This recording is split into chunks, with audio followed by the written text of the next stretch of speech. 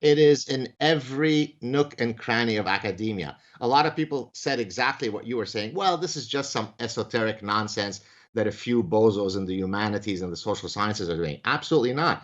Right now, most of the granting agencies that fund, research in the natural sciences, in physics and chemistry and biology and the neurosciences, will require the grant applicants to submit a what I call a DIE religion statement. DIE stands for diversity, inclusion, and equity, where you literally have to state right up front, irrespective of what you're studying, what is it that you've done to promote DIE principles, and what are you going to do if you were to win the grant in promoting DIE principles.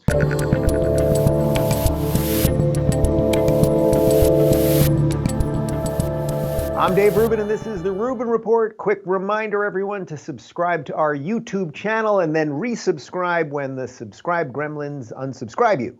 And joining us today is an evolutionary behavioral scientist, a professor of marketing at Concordia University, and author of the new book, The Parasitic Mind, How Infectious Ideas Are Killing Common Sense. Gad Saad, welcome back to the Rubin Report. Oh my God, it's so good to see you again. I wish it were being done in person in California, but second best. I wish we were doing this in person. I know that you have a love of Southern California and the sun that is almost unrivaled by other human beings. One time we had you in here after you had been in SoCal for a few weeks. Your glow, the color that you can achieve, the bronze, it almost blew out our whole system. But you have a very nice tan right now. Well, thank you. Thank you. Not bad for up in Canada. So before we do anything, I had to count beforehand, and we were trying to figure it out. This is either your 7th or 8th appearance on the Rubin Report. You are now the most returning guest of the Rubin Report. Would you say basically in terms of, you've got a pretty impressive CV, your resume is looking pretty good, but where does that fall in the scheme of things? I think if I only put that on my CV, I've already made it. So you're top. All right, so look, I want to obviously dive into the book, and you guys sent us the book a couple weeks ago, and when I was reading it, I kept thinking that what you're explaining in this book is what about 20 of us have been yelling about for the last 5 years, and a whole bunch of mainstream media people kept saying, "Oh, this is just a college campus thing. This ain't real. You're all overstating it. You're overblowing it." And now it's everywhere. And some of these people have actually had mea culpas. We're seeing some people who used to mock us kind of go, oh, maybe they were kind of right about some of this stuff. So let's try it this way for the first question. Oh, and I can see you're putting your glasses on, so you're ready to be a learned professor. When did did you first notice that these bad ideas were creeping into society? And then we'll sort of talk about what the ideas are. So I call them, of course, in the book, idea pathogens, and drawing a corollary to how animals could be parasitized by actual brain worms. I argue that human beings can be parasitized by another class of pathogens, idea pathogens. So, and hence this is why it's called the parasitic mind.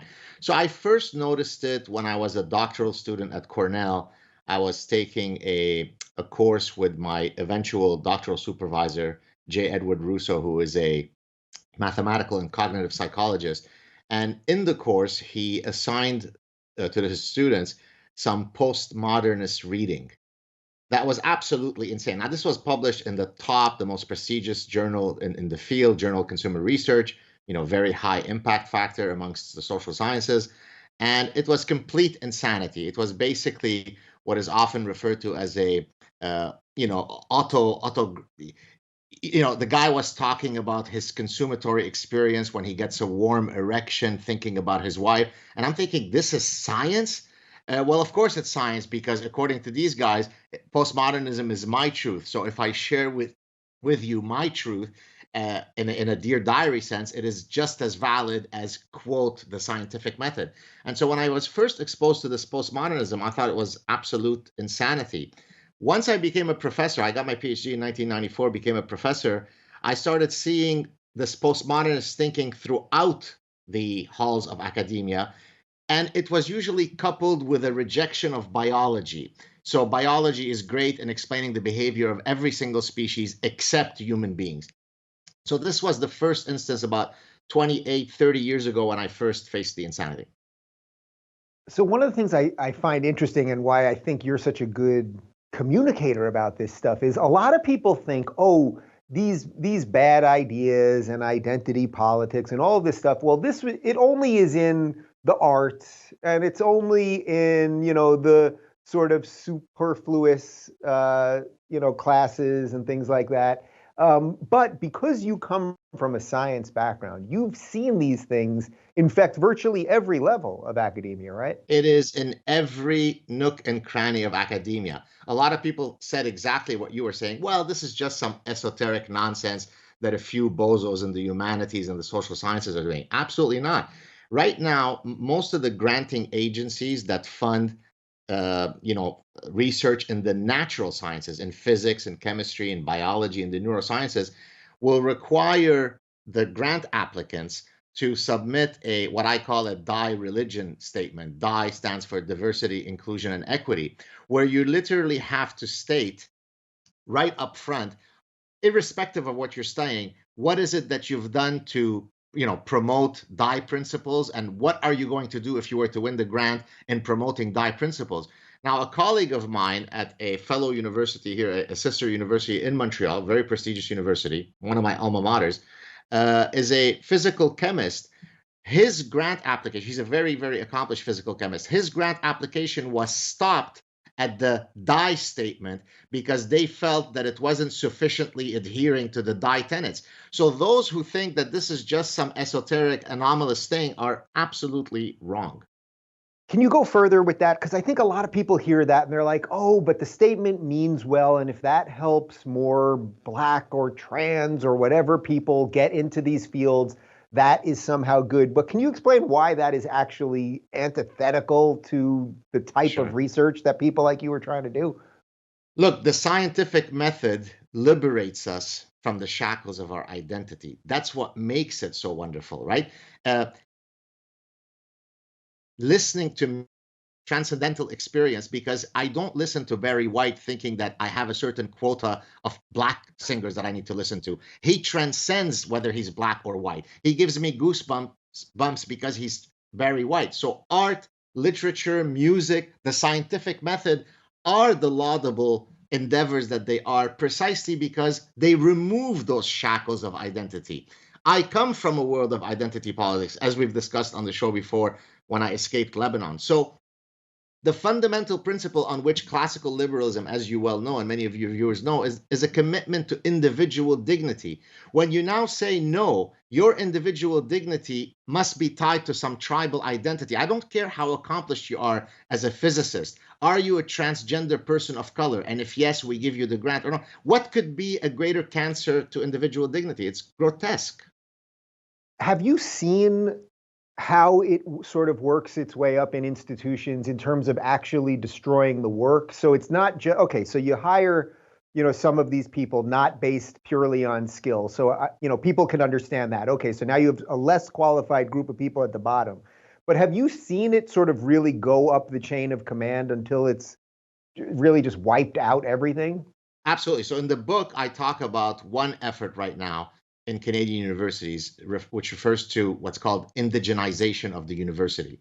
So the indigenization of the university has many levels. So on one level, you have to hire more indigenous people. So that's kind of what we've been talking about. But this indigenization reflex goes much, much further.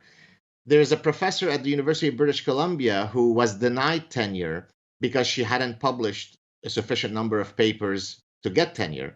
She filed a complaint with the Human Rights Tribunal of British Columbia, arguing that she's an Indigenous woman, that in her culture, the oral tradition supersedes the written word. Therefore, by forcing me to have to publish things in tenure, that is violating my culture. So imagine how insane that is. But there's even a more pernicious effect of this indigenization. This goes to the root of epistemology, philosophy of knowledge. The scientific method is the only game in town when we're trying to adjudicate whether a hypothesis is correct or not. There is no indigenous way of knowing. There is no Lebanese Jewish way of knowing. There is no gay way of knowing. There is the scientific method. So once we start we start saying, well, if we want to study the environment, we can't only rely on the scientific method. We need to go to this tribe and learn from their ancestral booga booga. You are violating a central tenet of the scientific method, and it is grotesque. So, okay, so that gets us to why I love the title of the book, because the word parasite, that this in effect, this awful thing has attached itself to all of us. No matter how clear thinking you are on this, this is affecting your life in a negative way as much as it's affecting someone who believes in it in what I assume they think is a positive way. Why the title? Why the word parasite? So as an evolutionary psychologist, I often look to other animals to draw comparisons when I'm making some statement about human cognition. That field is called comparative psychology. Comparative in the sense that you are comparing across species. So that's one of the tools that evolutionary scientists use when they are studying the evolution of the human mind. So as someone who has looked at other animals, I noticed that there was this incredible field called neuroparasitology, whereby these parasitologists study how parasites can enter the host's body. But instead of going, for example, to your intestine, a tapeworm goes to your intestine, neuroparasites seek to infect and alter the circuitry of a host's actual brain. So the classic example would be Toxoplasma gondii. That this is the one that many of your viewers might know. It can infect humans, but the classic example is with mice. So a mouse that is infected with Toxoplasma gondii loses its innate fear of cats, and it actually becomes sexually attracted to the cat's urine. Not a very good sexual attraction to have if you're a mouse, because that helps the parasite to complete its reproductive cycle. There's another type of parasite that attacks the brains of ungulates, moose, elk, deer. And when they are infected with this parasite, they start engaging in circling behavior. They start going around in circle, unable to extricate themselves from this motor pattern. So even if the predators are coming, they won't flee. And so I took these ideas and I said, well, in a sense, that's what's happening to many people who are parasitized by these bad ideas. Instead of going around in circle like the hapless moose, it leads us to the abyss of infinite lunacy. I'll just give you one other quick example. There is something called the spider wasp. The spider wasp will parasitize spiders by stinging them. It then takes this much larger spider into its burrow. It lays an egg, and then as the egg hatches, it eats the spider in vivo. Basically, the spider is alive but zombified. Well, I argue that political correctness is exactly akin to the spider wasp sting. It keeps us lulled, and it leads us to the abyss of lunacy. So, in a weird way, do you admire it? Do you admire the genius behind it at a certain level? Not the ideas specifically, obviously, but it's sort of, when you were talking about that, what was ringing in my head was the movie Alien. And there's this scene where and you can think of the alien as the parasite, right? But the one of the scientists, they really admire the beauty of it, the ingenious of it, how it gets into the body to then reproduce, all of these things. Do you sort of admire whoever sort of really put these ideas together to send them out into the universe? There's a certain beauty, as horrific as it is, right? Well, I'm glad you mentioned aliens, because it literally is a manifestation of invaders of the body snatchers. In this case, Yeah. of the mind snatchers, right? That's exactly what it Yeah. is doing. And if you read the neuroparasitology literature, it really reads like science fiction, because there's this incredible evolutionary dance between the host and the parasite, where the parasite is trying to always find ever clever ways, as you said, admirable ways to dupe the host into its own reproductive pursuits. So, in that nefarious, diabolic sense, yes, I admire these incredible mind viruses. So do you think that the host, in this case, just the average social justice warrior walking down the street, or the average person who gets infected, through fake news, bad news, whatever it might be, the part that they're getting from this is somehow is it an ego stroking that they're getting, or is it I understand the way the world really is and nobody else? Like what is it that the host is actually getting? Like, is it it seems to be a replacement for religion or belief or something like that. I mean, I think it's a combination of those factors. One of the things that I talk about in the book is that all of these various idea pathogens share a couple of things in common. One is they are ways by which we can free ourselves from the shackles of reality. I mean, literally so, right? So militant feminism frees us from the shackles of biology. Postmodernism frees us from the shackles of universal truths. Trans activism, you put trans on anything as a prefix and it frees you from your genitalia, it frees you from your race. I just need to put trans and that's it, right? So for example, I trans self-identified that yesterday I fasted on Yom Kippur. I didn't, but I self-identified as having done so. Therefore, I was a trans Yom Kippur faster. You get it? So all of these different idea pathogens liberate us from the shackles of reality, but they also do something else. They all start from a noble place. And I mean noble, not in the satirical way I often use on social media. I literally mean it. They start off with a good intention. So, for example, if you look at all of the social constructivists are those that reject biology as being relevant in explaining human affairs. Everything is due to a social construction. Well, that penchant began as a noble desire to free the human condition from biology because all sorts of really nefarious evil folks had misused Darwinian theory, right? The Nazis said, hey, if it's a natural struggle between the races, the Jews lost, we're the Aryans. Hey, that's Darwinian. What's wrong with killing the Jews, right? Eugenicists say the same thing. Hey, if you are gay, we sterilize you so that you don't reproduce. We get your genes out of the pool. Hey, it's Darwinian. Well, of course, it's got nothing to do with Darwinian theory.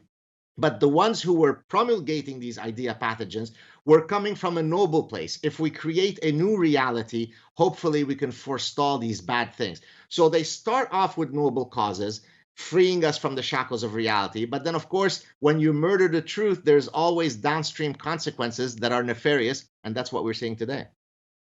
I can't do one show without saying the road to hell is paved with good intentions. That's what it always seems to boil down to, one way or another. So, do you think that for those of us that were on YouTube and podcasts and everything else, and the whole intellectual dark web phenomenon and that whole thing that largely has sort of disappeared, oddly when we sort of need it most, do you think in a way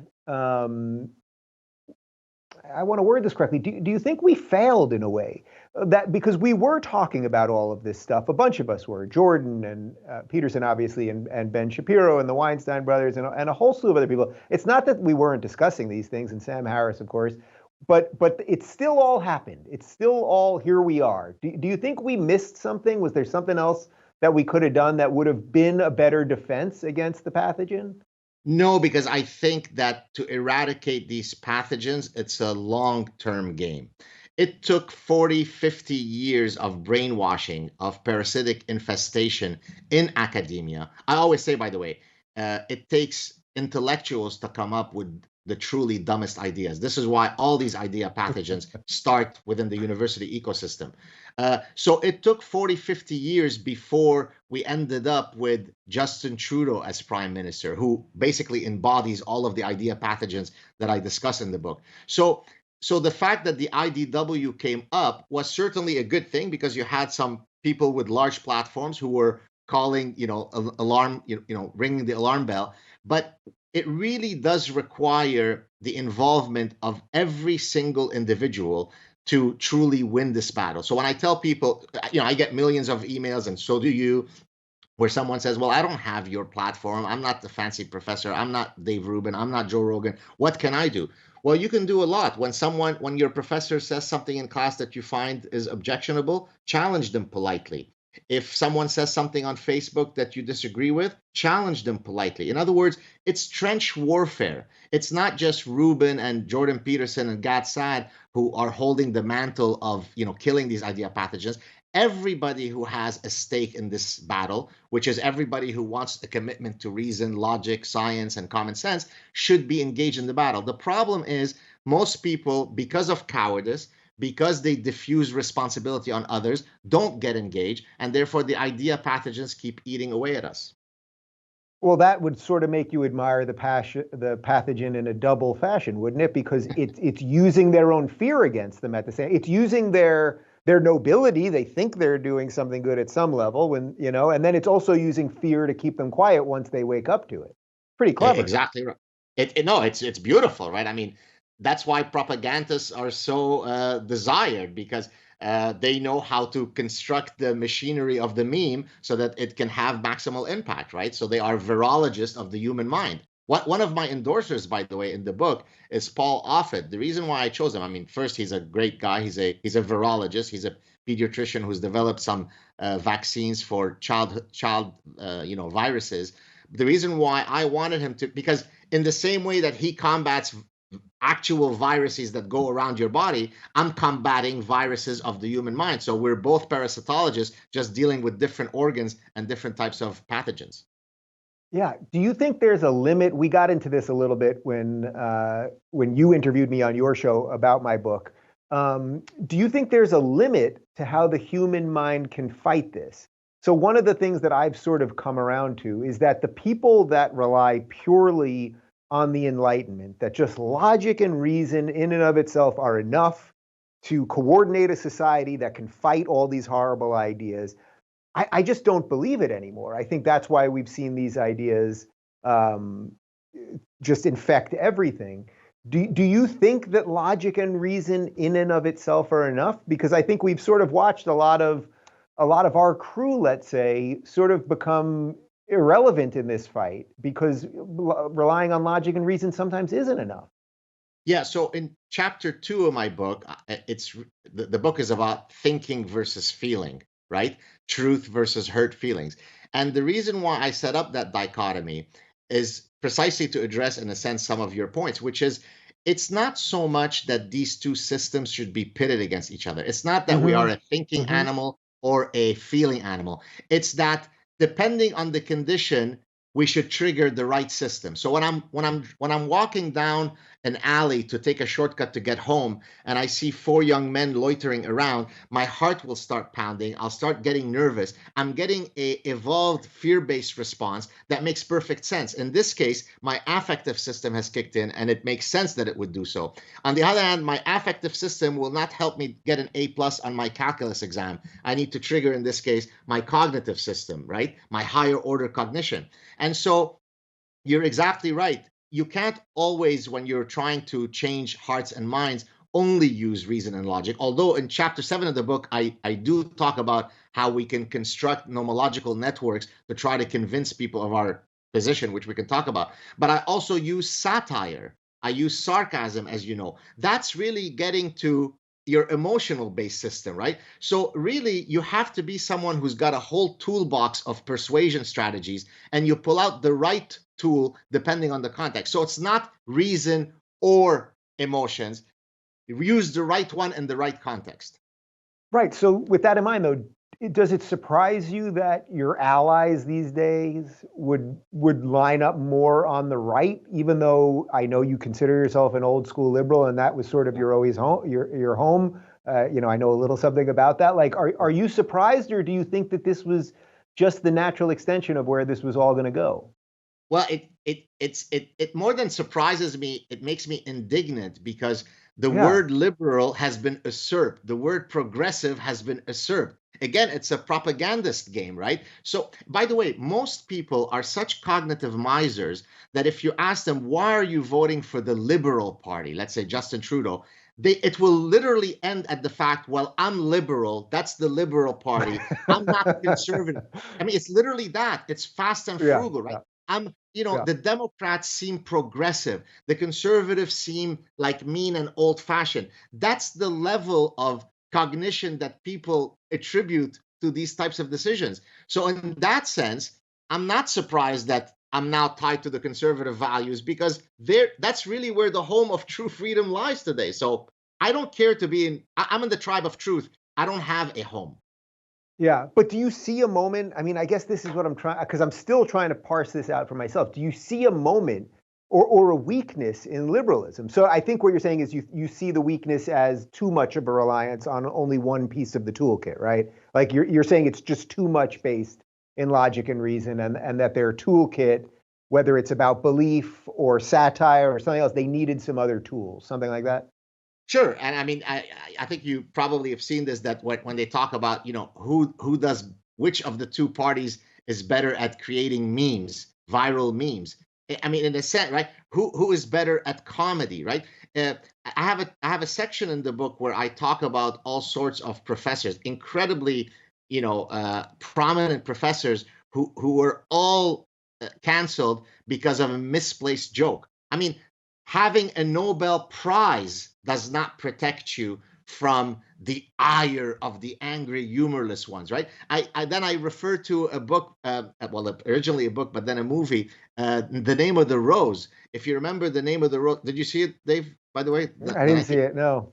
Well, it's an amazing movie that takes place in, I think, in the 11th or 12th century, starring Sean Connery and a young Christian Slater, where a whole bunch of monks are dying. And it turns out that they're dying. I don't want to give it away in case anybody wants to see it, because one monk is trying to stop them from reading a book that has satire and comedy.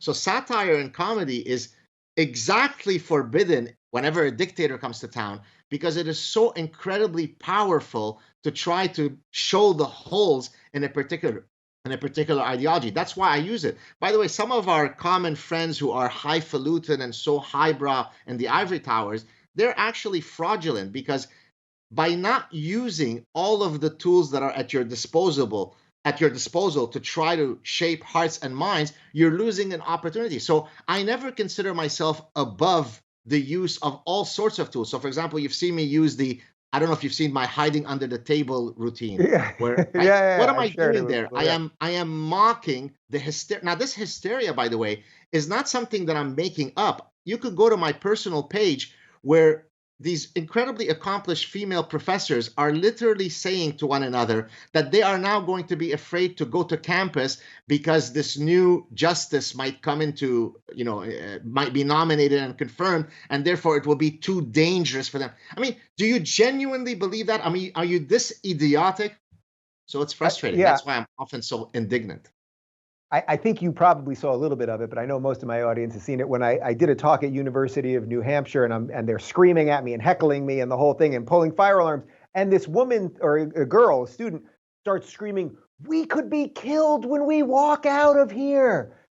And I said to her, I was like, "What are you talking about? I mean, it's New Hampshire. We're in New Hampshire at 5 p.m."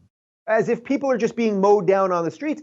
But what I realized was the way she yelled it to me shows how the parasite, to bring it to this conversation, had overridden all of her logic and reason. And certainly humor was really off the table. And what was left was just sort of this screaming lunacy. So does that also show you the emotional state? Like it's all tied into their emotional state too.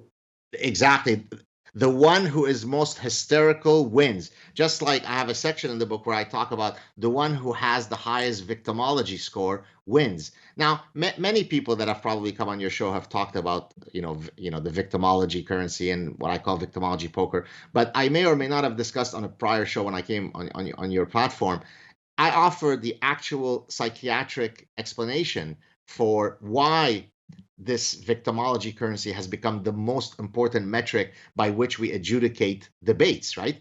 It's no longer about here's my argument, please give me yours, and let's see who wins in the battle of ideas. It's who screams louder, who's more hysterical, who's the bigger victim.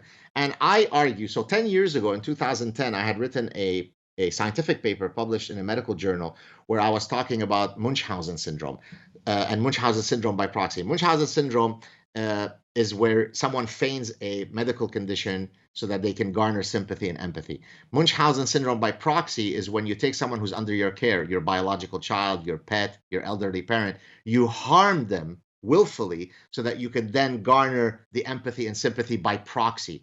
And so I argued that the hysteria that we see today, the Jussie Smollett, who is no longer satisfied with making $1 million per episode, he needs to be the biggest victim. If he doesn't have a victimology narrative, he hasn't succeeded. Well, Mm-hmm. the mechanism by which this instantiates itself is through what I call collective Munchausen and collective Munchausen by proxy. How do you think Trump possibly understood this? It seems very obvious to me that he understand. He may not understand every scientific principle you're laying out there or the Yeah. research behind it or something, but just that he intuitively understands. And if he was watching this, would say, "Oh yeah, that's the stuff I'm fighting against." I think it's so one of the things that I teach my students, whether it be at the undergraduate, MBA, PhD, and I'm trying to explain to them the biological roots of consumer behavior. I say, look, ultimately, a good marketer is one who understands human nature. And exactly what you said, they may not have taken my courses or read my books to know the scientific mechanisms behind the principles, but they know if this product X will work or not as a function of whether it is congruent with human nature or not. So what Trump has is a good understanding. He's an evolutionary psychologist. He may be a crass evolutionary psychologist. He may be a vulgar one. He may not use the right vernacular. He may not have a big lexicon, but he certainly understands human nature, and that allows him to win in these exchanges in ways that the other idiots don't. Do you think there's a way that they all sort of need him? One of the things I've been thinking about lately is how if you take the real never Trump conservatives, the people who he's doing the stuff that they always wanted done, the conservative stuff, he's doing it, but yeah, they don't like his affect and all that. And then you take the sort of the disaffected lefties who can't support him, no, even if he's saving the republic in some odd way, because they want to go to nice parties. That they both need Trump. Do you think that there's like actually a reasoning behind that? Like they need to point to somebody else to sort of inflate their own value? Yes, I mean, I think I do remember on a previous show I talked about Trump representing an aesthetic injury, right? So Yeah, I yeah. walk around the world, highfalutin language and sipping and looking at those great unwashed people. And therefore, I expect those around me to speak with that, affectation, to speak with that vernacular and so on. And then here comes this brash. Is he from Queens? Where is he from? Queens, right? Yeah, yeah, yeah. Yeah. From So he's Queens. from Queens. He's vulgar. He's brash. He's a guy, yes, he's wealthy, but he seems like he's got an grade eight level, vocabulary. And he repudiates all the things that stroke my ego. I'm speaking now as, let's say, the highfalutin lefty, right? How could this guy ascend to the highest office when I've made a career out of repudiating all that he stands for? If he is successful, I am a fraud. Therefore, I have to put him up on top of this mountain and constantly enunciate how much he disgusts me, how much he is an existential threat. I mean, the people who have said that he is an existential threat for 4 years, every day they reset the counter. Today is when the earth will end. Then it's like the doomsday cults, right? What do they say? Yeah. On July 7th is when the world ends. When it doesn't end that day, they change the date. That's what the existential. They forgot to carry the one. That's what usually happens. Exactly. It's so interesting because as I see this all unfold, and then I do now, it's a weird thing. It feels like sci-fi to me, but I see Trump as sort of a bulwark against it. I also see sort of that they wouldn't. It's almost as if they wouldn't know how to define themselves. I think that's what you're getting to. That if they didn't have that thing, but yet at the same time, to me, that's like, the barbarians are at the gate. They're about to push the gate down. There's one guy guarding the door, and you're mocking that guy. Doesn't end Well, well for exactly. you, probably. Was it Douglas Murray? I haven't read his book yet, but I think he's the one who said something like, as the folks are coming to take over, you're worried about their gender pronouns or whatever. Yeah, I yeah. missed it. Well, he said as the barbarians are at the gate, we'll be debating what gender pronouns they use. Exactly. Sorry, I just closed Yeah. the printer. So that's exactly it. And so, look, I think on a previous show, you and I had discussed what are some of the reasons why a whole bunch, 63 million people voted for him, right? And one of the reasons I gave at the time, which is worth repeating, is that people Trump might fail if you put a whole bunch of attributes together. In other words, his whole package might be inferior to someone else or not. We can debate that. But if you use, for example, a lexicographic rule basically says, I look at my most important attribute and I choose the one that scores the best of that most important attribute. Well, if I use that decision rule, there's an endless number of ways by which I can choose Trump. If I care about authenticity, well, whether you like his authenticity or not, he's more authentic than other candidates, therefore he would win. If you don't like open borders and that's the only attribute you care about, he would win. So there is an endless number of perfectly rational decision rules that I could apply, and it could come out perfectly rationally for Trump to win. What upsets me about some of our common friends is that they're not willing to entertain that conversation, which, by the way, speaks to an important thing in my book, which is the fact that you are educated and intelligent doesn't serve as an inoculation against you being parasitized by idea pathogens. Because many of our common friends have PhDs and they're accomplished and they've written great books. And guess what? They're some of the biggest sufferers of ostrich parasitic syndrome. Yeah, and that's not to throw anyone under the bus. I mean, this is purely just to, I think, continue to try to wake people up to some of this stuff. Exactly. Look, some of our common friends with whom I have, by the way, yesterday I put up a thing where I was defending Richard Dawkins for having been deplatformed at Trinity College Dublin, and a whole bunch of people crazy. Yeah, it's crazy. People were sending me angry emails saying, well, why are you defending him? You know how he was going crazy about Trump or how he's going crazy about Brexit.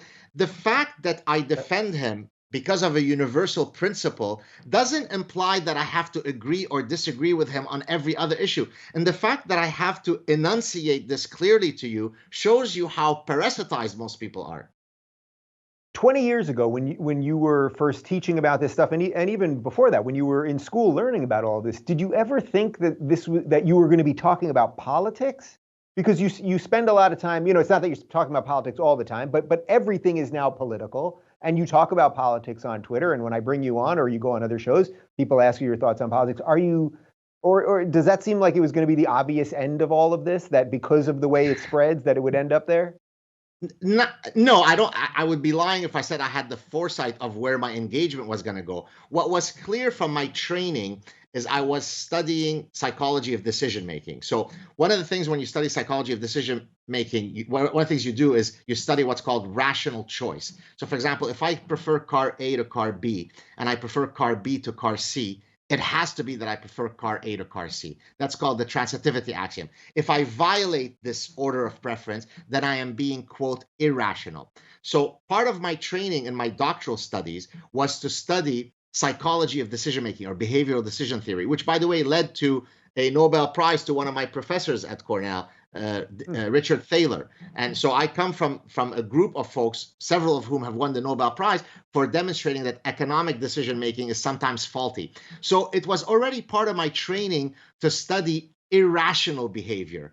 But what was a surprise to me was that the irrationality would seep its way from this very circumscript, mathematical axiom to politics, to popular culture. So in a sense, I was trained to look at human irrationality. I just didn't know that I would go into all these different fields. Yeah. Have you been, we've talked about this a little bit, but since I haven't had you on for probably, maybe it's 8 or 10 months or something around there. Maybe a bit longer, but yeah. Maybe even longer. Can you just talk a little bit about what it's like just sort of in the world of academia right now and just dealing with other professors, and have you been ostracized by other people and the Yes. other kind of headaches? Because I think humanizing some of that stuff, you're not just some spinning neuron out there. You're a human. You've got a family and people you work with and the rest of it. It's not that this has no cost. Some might say a very good-looking human, but yes. A gorgeous bronze man.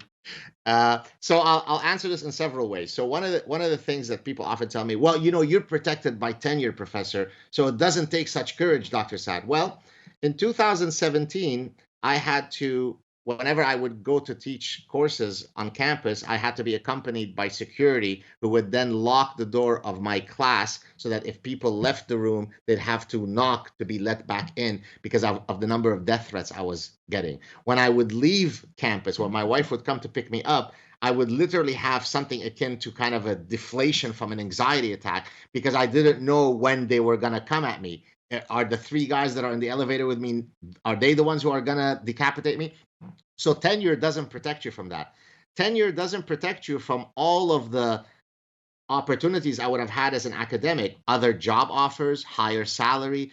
I've been denied now several years in a row a chaired professorship, which I had held for 10 years, and it would be a cinch for me to get it renewed. But because now how outspoken I am and as known as I am now, a lot of people who would be sitting on the committees to decide whether to give me the chaired professorship or not are not very happy with my supposed big mouth and irreverent attitude, and therefore I don't get that chaired professorship. That chaired professorship comes with a lot of money. But do Go you ahead. think it's because they are so infected that they're against the ideas, or that they perhaps subtly agree with you? I suspect some of people in your department probably agree with you, but don't want to publicly. If they're the ones that vote on you getting in, well, now they're screwed. So, and that goes to the Exactly. cowardice thing that we were talking about earlier. I get that. I get that a lot. You're absolutely right that the silent majority, I think, even within academia, is not on board with this lunacy. But again, the fact that they are a minority doesn't suggest that their diabolical destruction is not something to worry about, right? I always tell people how many committed zealots did it take to bring down the Twin Towers? Was it 190,000 people? No, it took 19 people, right? So I don't need 9,000 blue-haired social justice warriors on campus to keep the rest of us be quiet. I just need a few of them that are a lot more vociferous and committed than the rest of us, and then they will cow us into silence. So I think many professors are exactly what you said. They write to me, thank you so much. You're keeping me sane. I don't know how you have the courage to do this. I would have left academia were it not because of you. And then they will often write, so what do you suggest I do? Because I'm afraid. And then I always tell them the same thing. It sounds harsh, but it really is, it cuts to the truth. The 18-year-old guys who landed on Normandy were not granted safe passage. They knew that Yeah. 60-70% of them would be mowed down like little mosquitoes, and yet they did it so that Dave Rubin and Gad Saad could sit here and speak freely today. So whatever it is that you are afraid of, it is a lot less than the guys who landed on Normandy. So stop being a coward and speak out.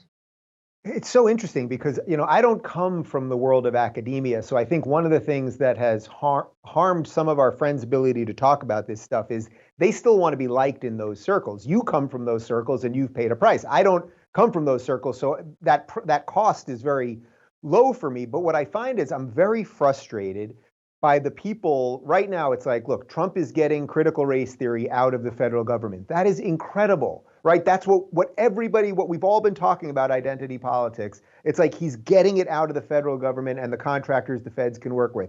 He got rid of Title IX. That meant where, in effect, there was no due process anymore. I thought liberals were for due process.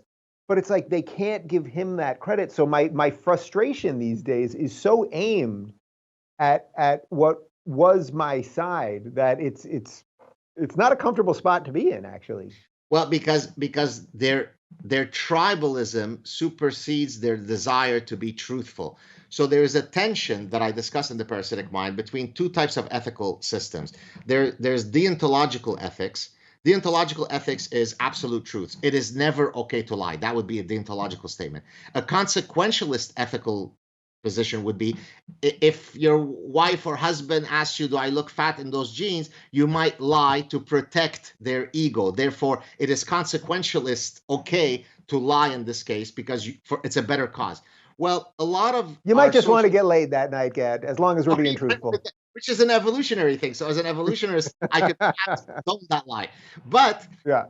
but when it comes to the truth, and certainly important elements of truth, then you should never be a consequentialist. So you should never negate biological realities in the pursuit of social justice. I could both walk and chew at the same time. I could be for social justice in the true sense. I am for trans rights. Of I take course. great flack for supporting trans rights in the Middle East, which they have a much more difficult reality than trans rights on Oberlin College, right? But I don't support because of my support for trans rights doesn't mean that a 270-pound guy who is 6'4", who decides that he is now a woman, can compete with biological women who are half his size, and to say otherwise would make me a transphobe. So I could chew and walk at the same time. Yeah. Well, it seems that a lot of people can't do that these days. What do you think it will take truly to get us past this? That seems to be the next step of this conversation. Okay, we talked about it for a while. We understand it. Now the masses see a problem. But what is the thing beyond just the courage part? I mean, what would be a societal way to actually put some of this stuff behind us? So certainly having sort of a cataclysmic, savior, Trump, come along. But the reality is Trump is going to be out either in a few months or in a few years. So you can't just rely on Trump because he ended critical race theory, then the problem, that idea pathogen, is going to go away forever. But you certainly need But some, Gad, I thought he's never going to step down, and he's going to be president until 2064 or something. I thought, Exactly. yeah. So certainly having someone who was able to come from the outside and redress many of these things is great. But I truly think it's a long game, you know, war. There has to be involvement for every. So I'll give you an example. My one of my children, her science teacher has a BLM sign as an avatar. So I could do one of two things at that point. I could say, well, forget it, or I could write politely, right, without being too bombastic, without engaging in all sorts of Gadisms, cutting satire. I could write to her politely and say, is it appropriate for a science teacher who is educating my young child to espouse a particular position? What if we don't agree with this position, right? So I can, at that point, I have a bifurcation. I can either get involved or not get involved. That has to happen 300 million times a day in every interaction and every exchange. If that happens, the wall of bullshit will collapse quickly. If it doesn't, it will be a long, drawn out, needless war. So this is why I implore people, get engaged. Your voice matters. It's not only up to Dave Rubin to change the course of culture. Each of you is important. So obviously, I have to ask you: did you ask the teacher to do anything? I know you. I know we all pick our spots. We pick our fights. What do you do? I haven't yet, because my wife was worried that I might engage in some sort of cutting positions that might not be modulated well enough, and that might cause sort of a retribution to my daughter. So in that particular case, I've yet to do it, but I can tell you that my daughter has often come up to me and said, "Daddy, the BLM is still up." So I think she's kind of almost egging me to get involved. And in a sense, look, by my children being around me and seeing the positions that I take, that's one of the ways by which I fight, right? So if I do that and you do that with your children, and he does that with his. But by the way, the Cretans are always trying to introduce the idea pathogens ever so earlier. So it starts with the universities, then we go to the high schools, then we go to the elementaries, because the best time to reach a mind to make it as malleable as you can is when it doesn't have yet the cognitive defenses to protect itself against the idea pathogens. But by the way, she's the one who made the joke. Yesterday, she was eating something during Kippur, and she said, "Well, don't worry, Daddy. I self-identify as right." So this little child who has heard my satire was able to construct that satirical moment. I was told a story by a friend of mine who has a 5-year-old that the school year just started, and that one of the parents sent around a note to the other parents in the class that the boy, biological boy, he's a boy at home but wants to be a girl at school, and they want everyone to refer to him as whatever the girl name is, the female name at school, but then he goes home and he's a boy again. And again, this is not mocking trans people or anything like that, but it's sort of the way it all spills over, so that everyone else has to behave the way you want them to behave. But also, could this possibly have come from the 5-year-old? I want to be a girl at school, but a boy at home. Like, doesn't really sound like that. No. And listen, I have my younger son who's younger than my daughter. Once came up to me, and I did a sad truth clip on it on my channel, where he saw something. I can't remember the exact details, but it was something like the future is female, male toxicity, toxic masculinity. And he was sitting with me watching, and he kind of looked at me, and I don't remember his exact words, but he said something like, "Daddy, are boys really bad?" It was really with the innocence of a young child. And imagine that you are inculcating to half the world's population known as boys this kind of pathological stage, right? You're pathologizing masculinity. It's grotesque. We could be feminists in the truest sense of the term, in the Christina Hoff Summer sense of the word, without being pathologizing half of the world called boys. Yeah, I know Jordan wrote a blurb. Jordan Peterson wrote a blurb for the book. That's really what he was hitting on more than anything else, right? I mean, he was trying to. Well, I can't say more than anything else, but in conjunction with many other big things, that you can't say to all these boys, "You're inherently evil." And now he's been gone for a year and a half, and I think a lot of people are lost without that. Yeah, and I gotta say, since he is a common friend, when I wrote to Jordan, it was to get from him the endorsement for the book. It was literally at the worst possible time when he was going through all his stuff, and he writes right back to me and says, "You are literally the first person I'm responding to, since opening my laptop." This is the kind of friendship that matters, right? Jordan and I can disagree on some things. We disagree on Jung, we disagree on, but even if we disagree on points A and B, when it comes to going into the trenches together, you want to have guys who have your back. And at his lowest moment, he was willing to take time. So love the guy. Dad, are you telling me that academic people could have different beliefs, come to different conclusions, and I not know. try to get each other fired or kicked out of the university or out of all the Incredible, isn't social it? clubs? Incredible, isn't it? Who knew? It's just bizarre.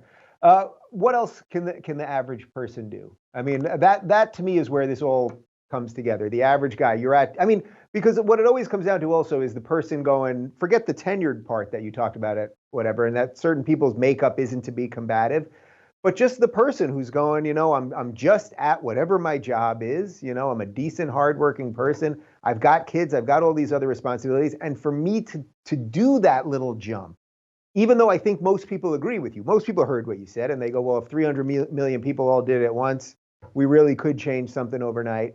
But in their own life, they just can't do it. Are there any other tricks? Because this is the Uh, question I get all the time. yeah, yeah. I mean, so in chapter 8, the last chapter, I do have a set of prescriptions. The chapter is called Call to Action. So I'll give you a few. One of them does address the fact that you said, oh, some of them are not combative. The reality is you can't have your values and principles murdered and raped without ever being combative. If I'm walking down the street with my wife and 3 guys come to gang rape her, I can't say, sorry, sweetie, I'm not combative, so good luck, right? So I have to, and then one of the prescriptions I have is activate your inner honey badger. Now, the reason why, again, I use this animal comparison, because honey badgers don't give an F, right? Honey badgers, you can have a pride of lines, 6 lines. You could go on YouTube and see those clips. You can have 6 lines approach a honey badger is the size of Emma, may she rest in peace, a small dog. And the response will be so ferocious that the six lines will look at each other and go, what the hell? I don't want part of this, right? So you can't really fight in a war, in this case, a war of ideas, without ever triggering your ire, without ever being indignant. So you can't be passive. You can't be castrated. So unfortunately, you have to at once in a while be combative. So activate your inner honey badger. I also have another one where I say be the penalty kicker. In soccer, there is if there's a foul inside the box, the goalie box, there's a penalty kick from 12 yards away. Someone has to step up and take a penalty kick. Now, it's a very harrowing experience because the goalie expects to not be able to save it. If the guy who misses it, he's an asshole. He's a loser. So really, the one who steps up to take it is the one who says, I want this, coach. Put the responsibility on me. It's the one that has the fortitude to do it. Well, you have to do that. You can't subcontract and diffuse the responsibility onto others. There is no magic recipe. You all have to get engaged. That's the bottom line. So, as a behavioral scientist, have you ever met anyone who did some of these things, found their honey badger, took the penalty kick, the rest of it? Anyone who did some of these things and regretted it long term? Oh, well, that's a good question. No, I thought you were going to ask me, do you know anybody other than myself who Oh, is a honey badger? no, I've So got I my can't. I've got my short list of people here. No, but really, because that's one of the things I find. I always say to people, there's pain. Your family members are going to turn on you, friends are going to turn on you, coworkers, blah blah blah. But I still to this day, I personally have never met anyone that regrets it. No, and I tell you, I think I can answer it for myself. The reason why I never regret it is because at the end of the day, I have a very exacting code of personal conduct. So when I go to bed at night and I put my head on the pillow, I have to feel before I go to sleep, otherwise I'll have insomnia, that I've done all that I could, however big or however small, to contribute to the battle. If I walked away tepidly from a place where I could have intervened, then I will feel like a fraud. So, in order to forestall insomnia and feelings of being a fraud, I have to always be the honey badger. I have to always walk into the proverbial, ideological fight. And I think that once you are driven by that passion, then you never regret it because you're living a true life, right? I'm very authentic. Whether you like me or not, I am who I am. And if you don't like it, too bad. If you like it, great. And therefore, I feel good in myself. And so I think most of the people who rise to that challenge probably have a similar makeup, so they don't regret it. Yeah, I wanted to ask you something that was sort of off book topic, Sure. but kind of there too. That as we deal with COVID and watching, the spread of misinformation, and we're supposed to wear masks, we're not supposed to wear masks, lockdowns work, they don't work. Flatten the curve becomes 8 months of don't go out of your house, et cetera, et cetera. That feels very relevant to the book, actually, in terms of the way we take in information, the way our fear centers operate and everything else. What do you make about what's going on generally with all of this? It's so interesting because I was just having this conversation with my wife. We went for a walk, and I said, usually I can very quickly get a sense of what is the information that I need to know so that I can form an opinion. And if I don't know something, I have epistemic humility. I'll say, I don't know enough about legalization of marijuana to take a position. And I feel dumbfounded at this point regarding this COVID because I simply can't. I'm getting so much. It's not like I'm an idiot who can't synthesize information, but precisely for what you're saying, I'm getting so many mixed signals. Even if I try to read the literature, that I can't make sense of what's up, what's down. I mean, I've had on my own show, virus experts who have said that it is a complete overreaction, that the lockdown has been, and these are very serious virologists. These are not like quacks and so on.